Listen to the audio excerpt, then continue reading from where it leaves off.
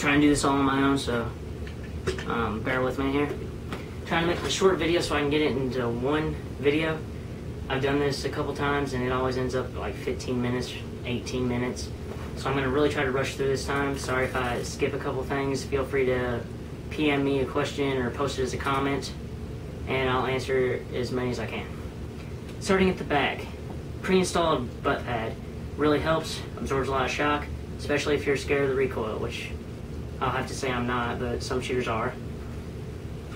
Carved in, like it's actually in the stock itself, cheek piece, inline cheek piece. I'll show you that in a second closer up. Cutout, thumb hole, generous thumb hole.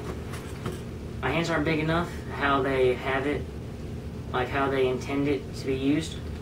So I actually have to shift my hand about that much to shoot with this crease in my finger. That's how I like to shoot. And it's still comfortable, which surprised me, so for bigger or smaller handed shooters. Bolt, really smooth. It's kind of stiff right now, but it'll break in. Not only that, but I haven't lubricated it yet. Magazine, if I can get it out. Magazine, really solid and sturdy. And I can get you a close-up of the whole thing right here. This here, this part of the magazine actually rides on this solid steel piece that's right here, and this hinged floor plate, or not, why do I keep saying that? This hinge piece right here, you just pull it back and it pops right out. Otherwise you just gotta push it in. And you actually have to kind of tilt it this way for that to get it to snap, but it's really sturdy, not even wiggling just the tiniest bit. Not going anywhere. So you can see the butt pad a little better. Shooter's edge, 4.5 to 14 power scope. 40mm adjustable objective. The whole adjustable objective is actually 2 or 3 inch sunshade.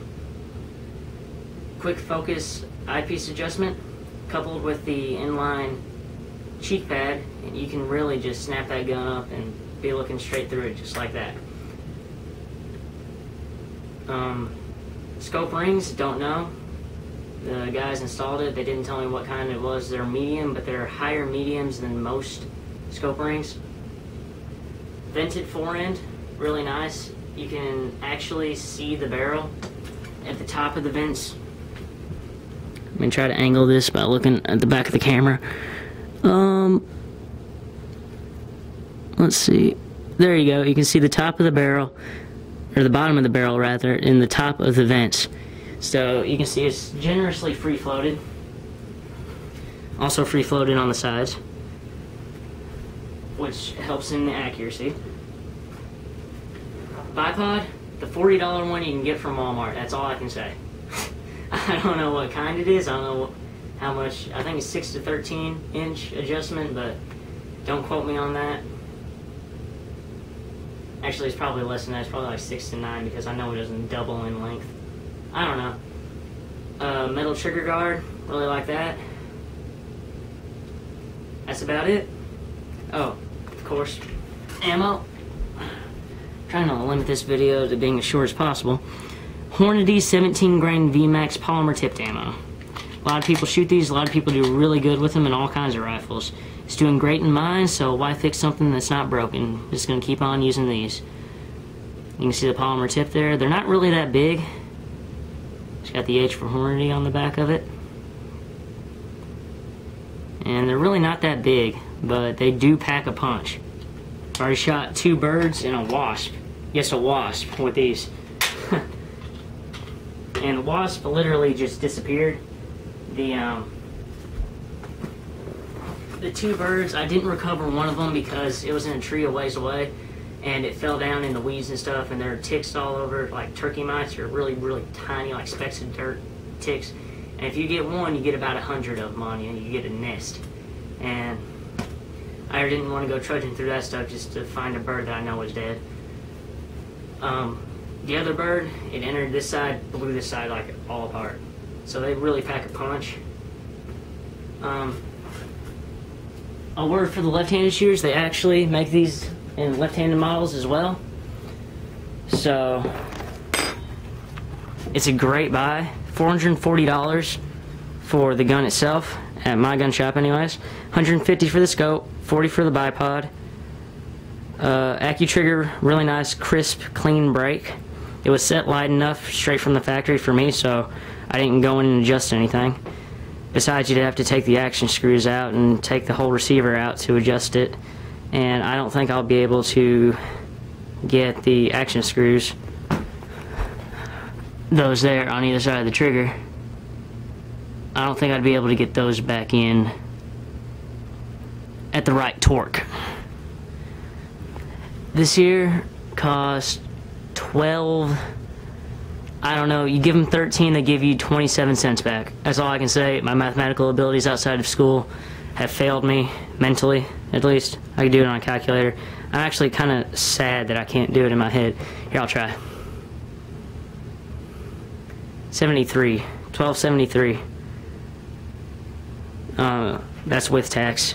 At my local gun shop, I got 2 boxes, one free for buying a gun, and 10% off the scope for buying a full new rifle.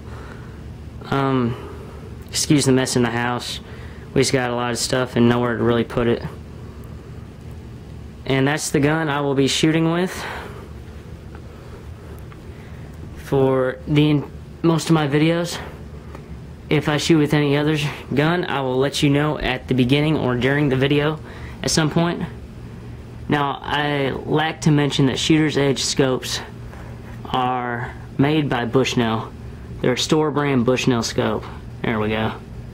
Got it clear right there. And they are really, really, really clear, as you can see.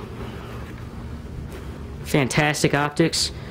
Altogether, about,